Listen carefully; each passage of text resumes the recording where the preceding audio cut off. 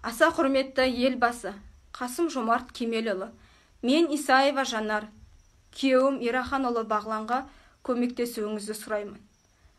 Менің күйеуім Ераханұлы Бағлан 2014 жылдан бері Алматы қаласы қа департаментіне қарасты мекемелерде жұмыс істеді. Қазіргі сәтте менің күйеуім Ераханұлы Бағлан тергеу абақтысында жатыр. Оған ақыл есінде ауытқуы бар деген есепте тұратын азаматтан арыз келіп түскен.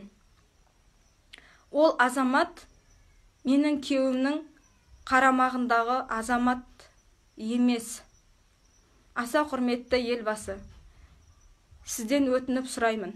Менің күйеуіме алғаш жала жабылып отырған жоқ.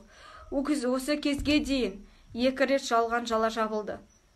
Ең алғашқы жала Алматы қаласына қарасты 155-те бір мекемесіне тиесілі Сыбыр мекемесінде орын алған. Ол кезде менің күйеуім кінәсіздігін ақтап, дәлелдеп шықты. Бірақ сол мезетте кінәлілер еш жазаланған жоқ.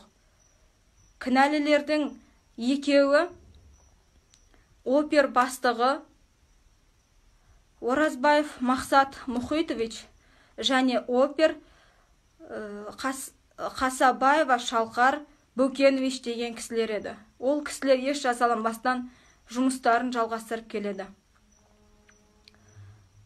Аса құрметті елбасы, енді қазіргі сот күйеуімнің кінәлі еместігін біле тұра сотты созып келеді. Күйеуімнің құқығын таптап отыр деп есептеймін.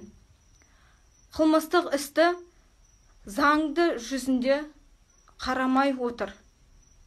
Аса құрметті елбасы, қазіргі менің жағдайым өте ауыр. Себебі мен асыраушымнан айырылып отырмын.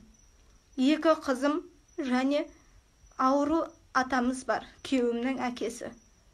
Мен қазіргі таңда ешқандай жұмыс істемеймін. Асыраушымнан 6 айдан асты. Ешқандай жазықсыз жаланың құрбаны болуына жол бермеуіңізді сұраймын. Менің күйеуім Ераханұлы Бағлан бұндай іске барады деп ойламаймын.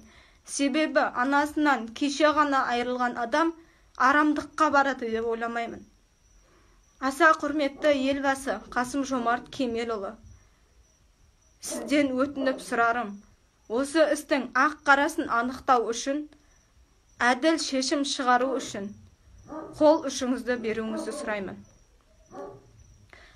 Елбасы мырза, Қазақстан халқында, Қазақстан жерінде әділдік бар деп сенемін. Және ол әділдік тек сіздің арқаңызда ғана орындалады.